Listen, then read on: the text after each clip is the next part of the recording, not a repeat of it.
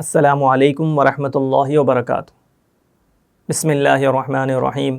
محترم ناظرین، اسلام ایک فطری مذہب ہے۔ اس کی تعلیمات ہر صحیح نظر و فکر اور سوچ سمجھ رکھنے والے کے لیے مشعل راہ اور رول ماڈل ہے۔ اسلام عقل و عشق، عقل و نقل کا ایک بہترین سنگم اور مجموعہ ہے۔ اس میں سے کوئی چیز کو بھی اسلام سے دور نہیں کیا جا سکتا۔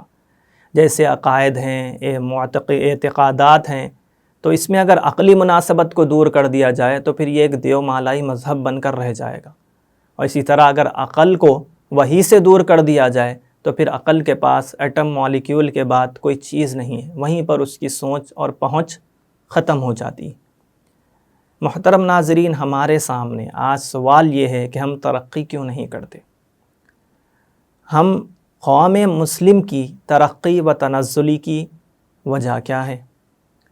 محترم ناظرین، ہمیں یہ بات جاننی چاہیے خاص طور پر کہ اس دنیا کو دنیا بنانے والے یعنی خالق نے اسباب کے ساتھ چلایا ہے۔ یہاں پر کامیابی اور ناکامی دونوں کے اسباب ہیں، دونوں کے کازز ہیں، دونوں کی وجوہات ہیں۔ کچھ چیزیں، کچھ کام ہیں، کچھ اعمال ہیں جو کامیابی والے ہیں، اور کچھ کام اور اعمال ہیں جو ناکامی والے ہیں۔ اب جو فرد ہو یا جو قوم ہو، جس رخ کو اپناتی ہے وہ چیز اس کو حاصل ہوتی ہے۔ ہم نے جب تک اور جب آداب اور اخلاق کو اور کامیابی والے اختیار کیے تو ہماری ہی سرپرستی دنیا کو حاصل تھی، اور جیسے ہی ہم نے ان چیزوں کو پس پش ڈالا اور عیش و عشرت ہمارے لیے روزمرہ کا سامان بن گیا تو پھر اللہ تبارک و تعالیٰ نے ہمیں سیکنڈری درجہ دے دیا اور پچھلی صفوں میں ہم کو ڈھکیل دیا۔ محترم ناظرین، اب ہم ہمارے ہر گھر کا رونا یہ ہے کہ ہم کلمہ گو ہونے کے باوجود پیچھے کیوں ہیں، اور ہم یہ جانتے ہیں کہ اس وقت دنیا میں مسلمانوں کی آبادی پوری دنیا کی 1/3 ہے، یعنی دنیا کا ہر تیسرا انسان مسلمان ہے۔ اور آج جو وسائل اور آج جو چیزیں مسلمانوں کے پاس ہیں وہ اس سے پہلے کبھی نہیں تھی۔ جتنی آبادی آج مسلمانوں کی ہے اتنی پہلے کبھی نہیں تھی، لیکن اس کے باوجود مسلمان بدحالی کا شکار ہے، مسلمان غیروں کے محتاج ہے۔ کیوں؟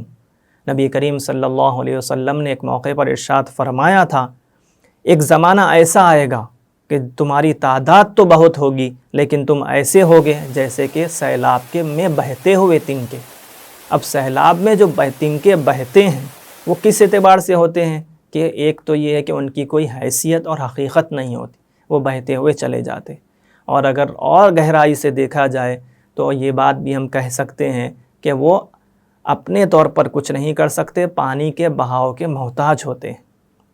اسی طرح مسلمان قوم کا اس وقت حال ہے کہ وہ اپنے طور پر کچھ نہیں کرتے، غیروں کے حکم کے، غیروں کے اشاروں کے محتاج ہے، دوسروں کی اجازت کے محتاج ہے کہ ہمیں کوئی فیصلہ لینا ہے تو ہمیں دوسروں سے اجازت لینا ہے۔ ہم نے سر سے پیر تک غیروں کی غلامی اور غیروں کی فالو کرنے کا طوق اپنے گلے میں ڈال رکھا ہے، لیکن پھر بھی ہم یہ جانتے ہیں کہ وہ اس سے بھی خوش ہونے والے نہیں ہیں، وہ یہ چاہتے ہیں کہ ہمارا نام مسلم بھی نہ رہے۔ محترم ناظرین، پھر یہاں پر سوال یہ ہوتا ہے کہ لوگ کہتے ہیں کہ ترقی جب غیر کر رہے ہیں تو انہوں نے کون سے اللہ کی اتباع کر لی، انہوں نے کون سے نبی کی سنتوں کو اختیار کر لیا کہ وہ تو ترقی کر رہے ہیں اور ہم پیچھے رہ گئے۔ حالانکہ قرآن مجید بھی کہتا ہے ان الباطل کان زہوقا، کہ باطل تو مٹنے کے لیے آیا ہے، باطل تو مٹنے والا ہے۔ تو پھر یہ قوم یا غیر قوم کی تجارت کیوں ترقی کر رہی ہے اور ان کی سیاست اور پالیٹکس کیوں کامیاب ہے؟ محترم ناظرین، ایک زمانہ وہ تھا جب مسلمانوں کی تجارت بالکل صاف ستھری تھی، ان کی تجارت دھوکہ فریب سے بالکل خالی تھی، اچھے اخلاق، امانت داری اور دیانت داری سے ان کی تجارت مزین تھی، ان کے معاملات کامیاب تھے۔ تب اللہ تبارک و تعالیٰ نے ان کو دنیا کی ترقی بھی دی تھی۔ تو اس سوال کو یعنی یہ کہ باطل باوجود غلط راستے پر ہونے کے کیوں ترقی کر رہا ہے، اس کا جواب مختصر اور بہترین الفاظ میں حضرت مفتی شفیع صاحب رحمۃ اللہ علیہ، جو معارف القرآن کے مصنف بھی ہیں، وہ لکھتے ہیں کہ یاد رکھو، باطل کے اندر کبھی ابھرنے اور ترقی کرنے کی طاقت ہی نہیں ہے، یعنی باطل تو مٹنے ہی کے لیے آیا ہے جیسا قرآن کہتا ہے، لیکن اگر نظر آئے کہ باطل ترقی کر رہا ہے تو سمجھ لو کہ کوئی حق چیز اس کے ساتھ لگ گئی ہے اور اس حق چیز نے اس کو ابھاڑ دیا ہے۔ لہٰذا تمام ایمانیات کو چھوڑ دینے کے باوجود کچھ حق چیزیں انہوں نے اختیار کر لیں، کچھ حق چیزیں ان کے ساتھ لگ گئیں، اللہ تبارک و تعالیٰ نے ان کی دنیا اور تجارت کو اور معاملات کو چمکا دیا۔ محترم ناظرین، ایک طرف صحابہ کرام کی تجارت تھی اور ایک طرف ہماری تجارت ہے۔ صحابہ کرام کی تجارت جو بڑے سے بڑا نقصان برداشت کر لیتے لیکن کوئی دھوکہ، فریب اور اسلامی تعلیمات کے خلاف کوئی کام نہیں کرتے تھے، اور ایک ہماری تجارت ہے کہ چھوٹے سے چھوٹے نفع کے لیے بھی ہم بڑے سے بڑے اسلامی اصول کو توڑ دیتے ہیں۔ محترم ناظرین، نہ صرف یہ بڑے بڑے معاملات کی بات ہے بلکہ عام زندگی میں بھی ہم اسلامی تعلیمات سے دور ہوتے جا رہے ہیں۔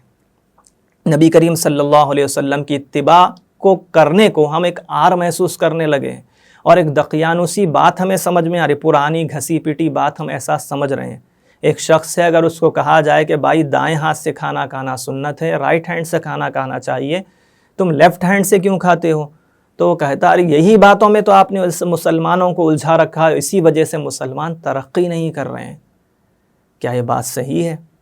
حالانکہ جب اس شخص سے پلٹا کر یہ پوچھا جائے، ٹھیک ہے آپ اتنے سالوں سے، اتنے زمانے سے بائیں ہاتھ سے، لیفٹ ہینڈ سے کھانا کھا رہے ہیں، آپ نے کتنی ترقی کر لی، کتنی مسلم قوم کو کامیابی کے راستے پر ڈال دیا، اور کتنی دور آپ نکل گئے؟ تو اس کا جواب صفر ہے، زیرو ہے۔ لیکن ہم نے ذہنی طور پر یہ مزاج بنا لیا کہ ایسا کریں گے تو ہم پیچھے ہو جائیں گے۔ اصل بات اور اصل بات یہی ہے کہ مسلمانوں کی دنیاوی اور اخروی ترقی نبی کریم صلی اللہ علیہ وسلم کی اتباع میں۔ ہم ترقی اسی وجہ سے نہیں کر رہے ہیں کہ ہم پورے مسلمان نہیں ہیں۔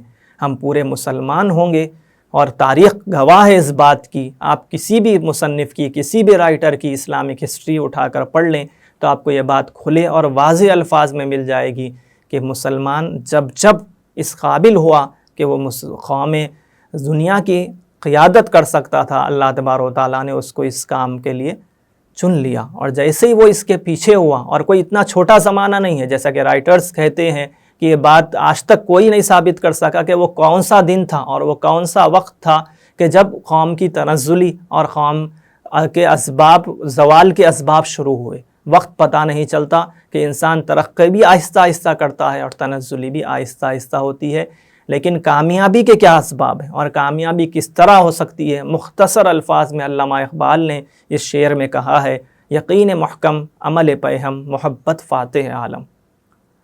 یقین محکم یعنی کامیاب، مستقل، مضبوط یقین اللہ کی ذات پر، تمام ایمانیات پر، اور عمل پیہم مسلسل کام، آج کام یہ کل چھوڑ دینا نہیں ہے، مسلسل کرنا ہے۔ اور تیسری چیز ہے محبت فاتح عالم، یعنی نبی کریم صلی اللہ علیہ وسلم کی محبت و اتباع۔ یہ تین چیزیں ہیں۔ کیا ہے یہ تین چیزیں؟ جہاد زندگانی میں ہیں یہ مردوں کی شمشیریں، یعنی دنیا کی زندگی کی جو جتنی جد و جہد ہے، جتنا اسٹرگل ہے دنیاوی اعتبار سے، ایک انفرادی طور پر کسی شخص کو کامیاب ہونے کے لیے اور کسی قوم کو کامیاب ہونے کے لیے، یہ تین چیزیں ہیں، یقین محکم، عمل پیہم، محبت فاتح عالم۔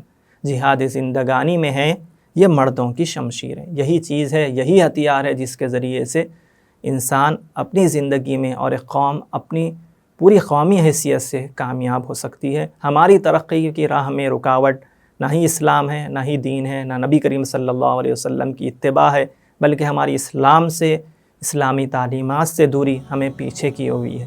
اللہ تبارک و تعالیٰ ہمیں صحیح سمجھنے اور پھر اس کے مطابق عمل کرنے کی توفیق عطا فرمائے۔ اخیر میں درخواست یہ ہے کہ ویڈیو کو لائک کریں، شیئر کریں اور ہمارے چینل زاد مسلم کو سبسکرائب کریں۔ کسی اور ٹاپک پر کوئی اور ویڈیو بننی چاہیے تو کمنٹ سیکشن میں کمنٹس کر کے ضرور بتلائیں۔ جزاکم اللہ خیر۔